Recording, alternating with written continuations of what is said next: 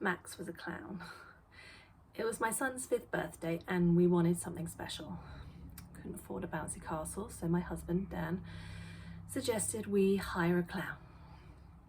It was the worst suggestion he ever made. Everyone says being a parent is the greatest gift you can have, you know, something like that. I love him to bits, but I was just wondering how I was actually going to get through it. I wondered when it would get to a point where I actually knew what I was doing, you know, and I was just in control. We had our son approximately 9 months after the wedding. Oh, the honeymoon was just the most romantic and idyllic time. I just hadn't anticipated it involving conception. Then I must have had amnesia because I forgot about the pain of childbirth and teething and someone pulling your hair all the time, and my daughter was born. She's 2 now. They're wonderful, they are. It just feels like a constant challenge. A 5th birthday should be a big deal, shouldn't it? I mean, he told all his friends he was having a birthday party before even thinking of discussing it with us, you know, his parents. It's clear who was in charge of who. Dan only encouraged him. It'll be fine, we'll get sausage rolls, some Watsits, the kids can all run around in the garden. Sausage rolls and Watsits? This isn't a working men's club in the 80s. You know, what if it rains? The kids are all going to talk to each other and they'll tell their parents it had to be good.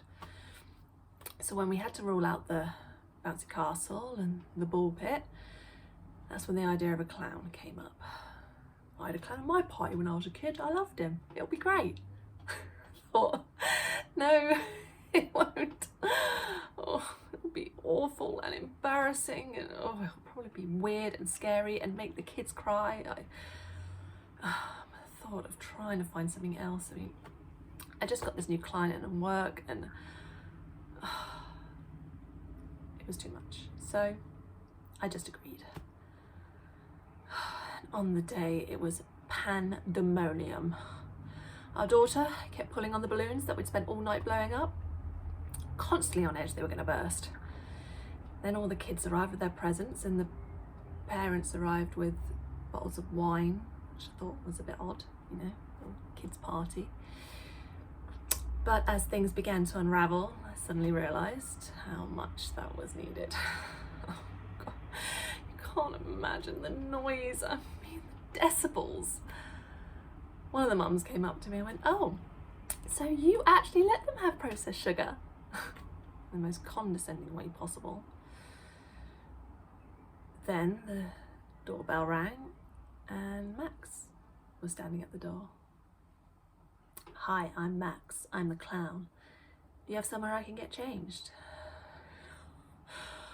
My God, he was gorgeous. Yes, upstairs. Let me show you. He emerged into the garden in the most ridiculous costume, this stupid bright red wig, and his face painted all white and painted on the most incredible cheekbones, and, you know, and his bright blue eyes through this stupid makeup. And the kids loved him. I mean, they were wrapped in glee. I mean, he did tricks, he told silly jokes, you know, and no one cried. No one except me. Oh, just crying inside with how incredibly fit he was and how incredibly inappropriate it was to have these feelings towards a clown at your kid's birthday party. I could sense the way the other mums were looking at him as well. He was a hit all round. Then when his act was over and it was time for him to leave, I mean, no one wanted him to go, you know, least of all me. So as he went inside to get changed, I followed him. Told him how amazing I thought he was at being a clown, and, you know, and where did you learn to do your makeup like that, and other totally ridiculous things. But, you know, we talked for what felt like hours. It's probably only about 10 minutes. He asked me about me, actually me, and what it's like to be someone's mum. I then said to him, the makeup really brings out your eyes. And the next thing I knew, I was kissing him. I mean, it was just the biggest thrill. Dan was downstairs with the kids and their classmates and the parents, and just in that moment, life just went out the window and it was all about me and Max. And then all of a sudden, Mummy! He was just right outside the door. I realised I had Max's makeup all over my face, and so he gave me a makeup wipe and he was like, here, you missed a bit. He wiped the white smudges off my face. I'll be there in a minute, darling.